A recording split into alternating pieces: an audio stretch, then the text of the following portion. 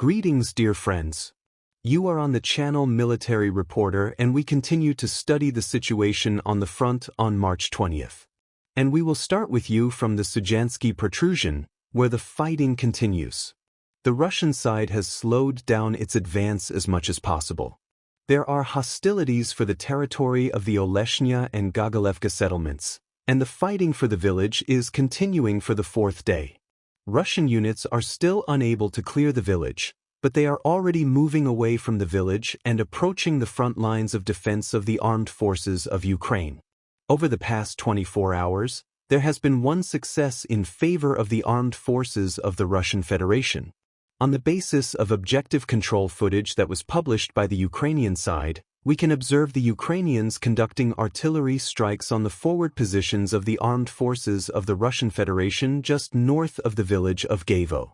Based on this footage, there has been a small success. Territory that was previously seen as contested is now more under Russian control.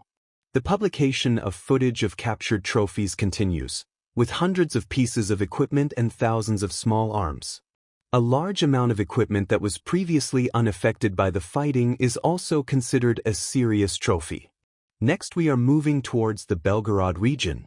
Today, this section of the front, the triangle of Grafovka, Demidovka, and Marina, is the epicenter of the fighting of the last 24 hours. If we do not take into account the phone conversation between Trump and Putin, this is where the Ukrainian armed forces have been trying to break through the front line, breach the state border, and approach the territorial point of Demidovka for the past 2 days. There have been several articles and reports published by the Ministry of Defense of the Russian Federation regarding what troops have been used and what losses have been suffered. To summarize all the information, the AFU used several hundred personnel and several dozen units of equipment, but they failed to advance. In fact, the Ukrainian army approached Demidovka, but it was stopped by drone strikes and artillery. In this footage, it can be seen how Ukrainian infantrymen who were rushing along several forest belts southwest of Demidovka locality were attacked. All AFU vehicles moving from the locality of Marina to Demidovka were also subjected to drone strikes. A huge new graveyard of equipment was formed in just 2 days. During the attempt to overcome 2 to 3 kilometers, the AFU lost several dozen units of expensive equipment, including Western-made machinery, engineering equipment used for demining and destroying the dragon's teeth. The losses were colossal.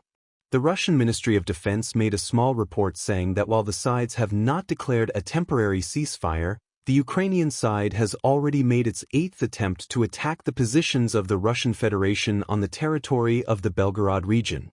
The Russian Defense Ministry described the attacks as an attempt to smear Russia or as a provocation aimed at disrupting the negotiation process between the 47th President of the United States and the President of the Russian Federation.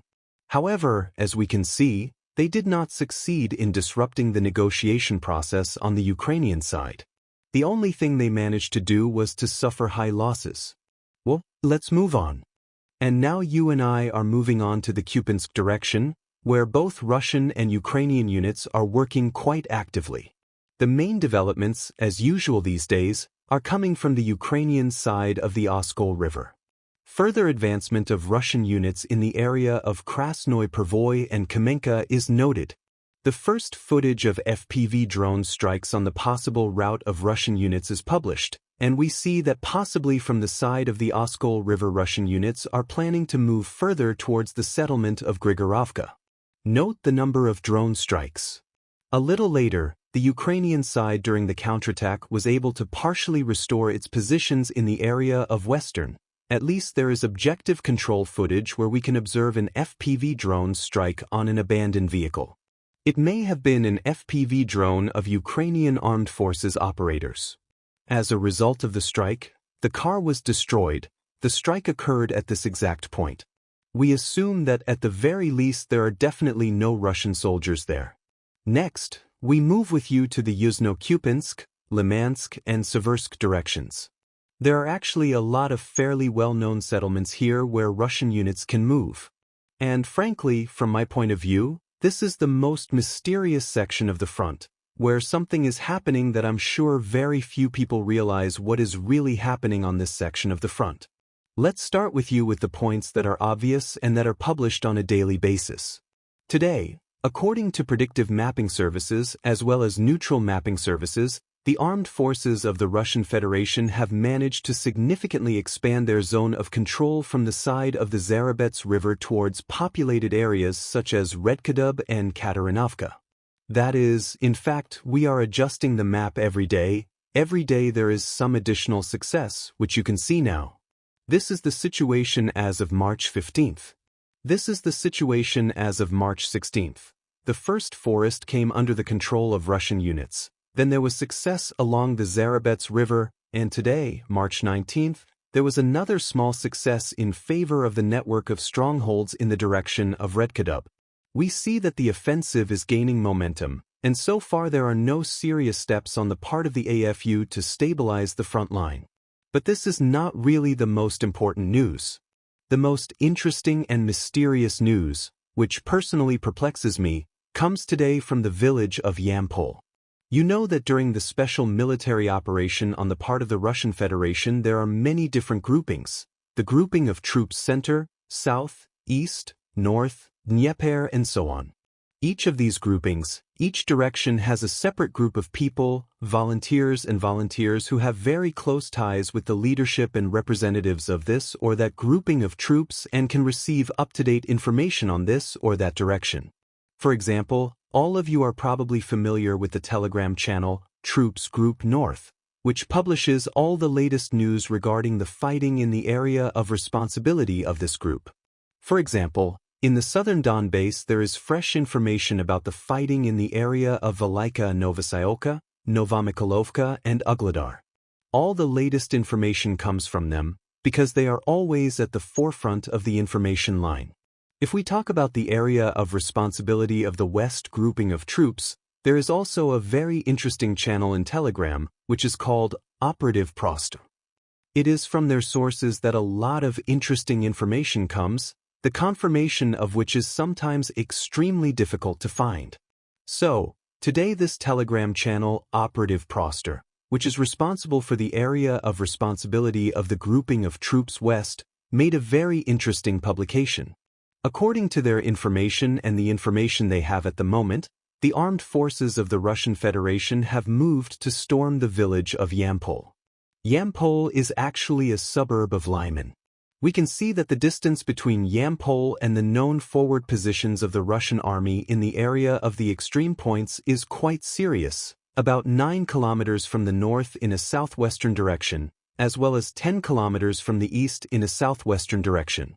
According to the Operative Proster channel again, at the moment the Russian army, Russian attack aircraft are already entering the territory of Yampole. It is generally reported that the Ukrainian armed forces units are experiencing serious problems on this section of the front, and if Yampole falls, we may soon receive confirmation from both Ukrainian sources and neutral sources. Of course, this is a completely different picture in relation to the same Seversk. Let me remind you that in recent days there has been repeated information about fighting in Vasyukivka, and now, according to some pro-Russian sources, an assault on the village of Yampole is already possible. We remember that we are constantly receiving news about the actions of Russian units from Verkhin-Kamenskoye, as well as from Belgorovka. In general, we see that the fighting for the settlement of Seversk or the outbreak of hostilities for the settlement of Lyman are entering their active phase. That is, we are waiting for confirmation. Yampole is the most high-profile news. If it does find its confirmation in the form of geolocation or possibly from more reliable sources, then, of course, the picture on this sector of the front will change by 180 degrees, and it will be very difficult to predict how events will develop further. Well, let's move on and discuss the situation at the M-course, where, after regrouping, the Russian army launched a decisive offensive. You and I understand that regardless of how the summer campaign will take place, whether there will be any truces or not, we clearly understand that the next target of the Russian army is the settlement of Constantinfka.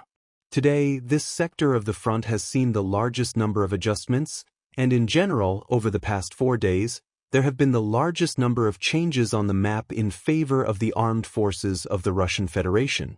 Yesterday, the first footage was received of the Russian army moving in columns along the Seversky Donetsk-Donbass Canal in the direction of the same Deliv, Alexander Shulkin, and Belgorod. The Ukrainian formations of the 28th Mechanized Brigade tried to somehow stop the Russian advance. However, apparently, it failed.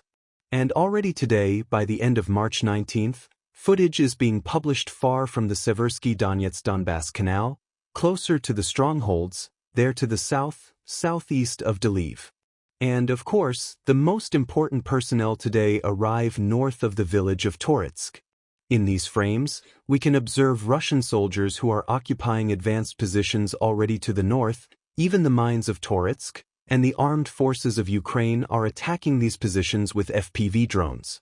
This episode was recorded exactly at this point. It was here that 2 Russian fighters hid in a shelter, and they were attacked. Some cartographers note that, perhaps, there was no withdrawal, and, perhaps, the Russian units bypassed both the mine and the central part of Toretsk precisely along such an arc. They gained a foothold here and, as a whole, cut off the Ukrainian units completely from supply. That is, what we now see on the maps as boilers in the central part of Toretsk, as well as boilers on the territory of the mine. Perhaps these boilers were created here. Of course, in the near future, the armed forces of Ukraine will conduct counterattacks in order to unblock the Ukrainian units, and only then it will become clear. If they fail to recapture it, then the Ukrainians will definitely not be able to stay in these cauldrons for long. Either they'll fight their way out, or they'll stay there forever. But in any case, we see that there has been a turning point here, and we see that the pace of the offensive is increasing, and the movement is moving towards Constantinfka. There are no changes in the Pokrovsky direction, there is a slight adjustment in the Shevchenko area. Based on objective monitoring footage, Russian attack aircraft are clearing the northwestern part. There are also a lot of changes. Interesting information is being received today from the heroic direction. Today, the Russian army has also launched a decisive assault on this sector of the front.